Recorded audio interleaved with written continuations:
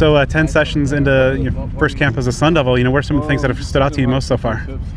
The defense. This is the first time I've ever been part of a 4-down defense, and I would definitely say the coaching staff. This coaching staff is bringing the max potential out of every single player. So I just love that about this organization for sure. What are some of the things that the staff does to help those players realize the potential? Oh, they're coaching you hard every single day. There's not a day off when you come in. If it's an off day and we're doing walkthroughs and things like that, they're coaching the walkthroughs if it's another practice of ours. So every opportunity we step out on the field, you're getting better at something. You're not just being lackadaisical in your effort and your technique or none of that on any day. We were talking to Jalen a couple weeks ago, and he mentioned that Coach Reynolds has a professional style approach, and he coaches like NFL coaches would. What have you seen out of his coaching style? I would say the exact same thing. I think I've been with coaches where they're able to coach the game on an insane level. But I think the thing that stands out with Coach Reynolds to me is not just coaching it, but more so teaching. Like, I step into his office a lot because I'm a new guy, and I just sit with him and try to have him explain it to me and understand our techniques while we're doing the things we're doing. And the way he explains those things as if it's the simplest thing in the world is where that professional mindset definitely steps into me. And his organization, insane. I go onto our film, I could find anything and get anything for a technique. And even when I ask for extra things, he's always prepared and has a whole folder for me. So that's super pro. And what about Kenny when you were looking, in the transfer portal at different schools? What about Kenny Dillingham stood out to you? He was at Oregon my freshman year. So I've always known the type of energy and everything he brought to the game.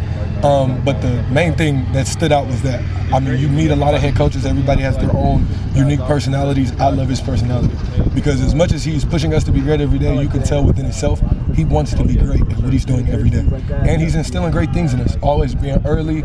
So all of his principles that he had for the team before I got here, when I was able to get introduced to those things and be able to look into it again, I was like, this is a no-brainer for me. Why was Arizona State the right place for you when you hopped in the portal and was looking for your next spot? Oh, exactly what I said. The right people in the right time for sure. And they gave me the blessing of an opportunity. I was overly grateful and thankful for that. But when I'm looking into the opportunity, and the opportunity is Kenny Dillingham and Emar'rion Reynolds and Coach Amy, and it's like, what else am I supposed to do? In my opinion, there was nothing or no one better and not because of the resumes. I think a lot of people will talk resumes. The resumes were great. Of course they were. They fill out. But at the same time, because of the individual people that they are, when you just talk to them in the recruitment process, you get a vast understanding of what they want out of you and what they'll build you to be. Now that you've been working with some of these guys in that D-line room, a lot of new faces, a lot of newcomer or returners as well.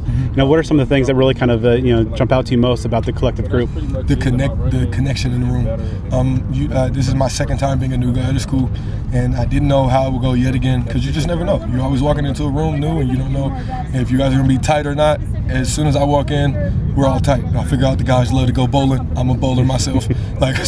So we just are connecting in different areas and finding ways to hang out and do things, and that connection also matters so much. And what I've realized here, because every time I decide to go out on the field and get some extra work, they decide to do the same. When they decide to go on the field and get some extra work, they let me come in and do the same. So that connection makes us grow each other on the field and then grow with each other off the field. After the best DNs out here, man. No, that's it. It's not me. It's him. Everyone's been talking so much about going bowling. What is it about that activity that's such like a team building thing? Oh, I don't know about everybody else or being team builder. I just know we got our own bowling balls. We got the shoes. We serious about it. It gets real for us, for the D-line room. It gets serious. I got 4 bowling balls, pair of shoes. I got a couple wipes, because you got to keep the ball clean. But that's just what we love to do. It's our activity, and I thought I would be the only one. Then we all go bowling in the D-line room, and everybody bring their ball. Coach Amy bring his ball. I'm like, oh, okay, yeah. It got competitive in there. Got like football. And it seems like the tight end room also is big on bowling. And from what I've heard, Giggy might be the team champion at this point. Or how do you stack up to? Well, I'm going to keep it humble on here because I haven't seen Giggy. Giggy might be better than me. It's been a while since I've been going frequently, so Giggy might get me right now. I did hear he was pretty good.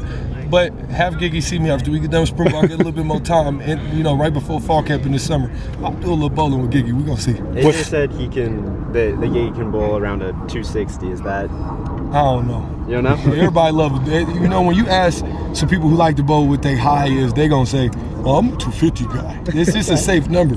Now I need to see photo proof. I can show photo proof. I ain't got my phone. So then what's your highest? My high. See, that's what I'm saying. I just want to show y'all the picture. If I tell y'all, I'm gonna just sound like AJ, and then we all gonna be 260 bowling. But it gets really competitive out there. You said bowling. How does that help you guys as a team, as a group in the D-line room? Oh, it definitely translates. Like I said, it goes right back to our connection. When we come back on the field, everything that we might joke about and do on the in a bowling alley, or whether we sitting in the room, we might do a Kahoot or something like that, going over the plays, like who can get the highest point. Like all of those things translate right on the field, because it shows how competitive of a group we are and how much we want to win in everything, not just against each other, but against others. When we play the offense, it's not, oh, this is a regular day. Every single day is taught to be game day for us. So that competition aspect, that competitive aspect is what we drive for. It's like a hunger that we have to be competitive and have those opportunities. Over the final 5 practices this spring, what are some of the things that you personally want to accomplish, kind of maybe position yourself well into summer?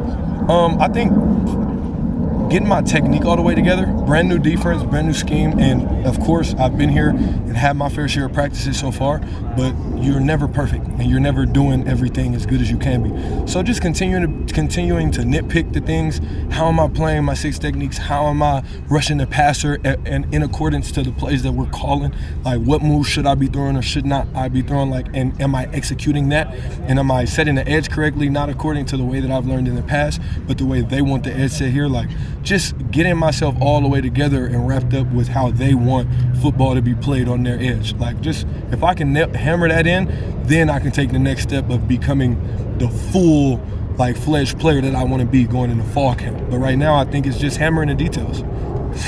People have talked a lot about CJ Fite, his leadership as a returner. How would you describe his leadership style? Captain.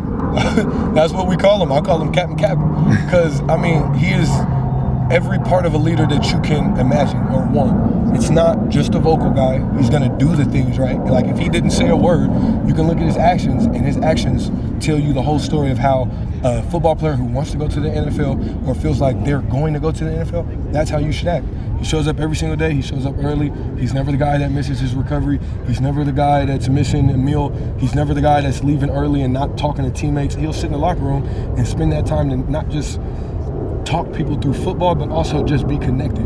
And I mean, there's so many places in the country where those type of guys, those star guys, those leader guys, they don't have to do that. But he makes a decision, a conscious decision every day to be one of the first ones in and one of the last ones out. And it's not all about, football. It's football and how can I bring others with me. If a guy goes, CJ, I know you got class, can you come back after class and watch some film with me? CJ's not gonna hesitate. He's gonna say, okay, yeah, what time? Let's do it. Like, and I've even been that guy that's asked him, because I'm new, and I'll be like, hey, bro, I need to talk me through this because, we fellow D-lineman, help me out, hook me up. And he always is there to be able to be like, okay, so this is why we want to run this game like this. This is why they have you setting the edge like this, because I'm doing my technique here. But he helps everybody else. But he is the literal example of what a leader should be in any place. He'd be one of the leaders anywhere.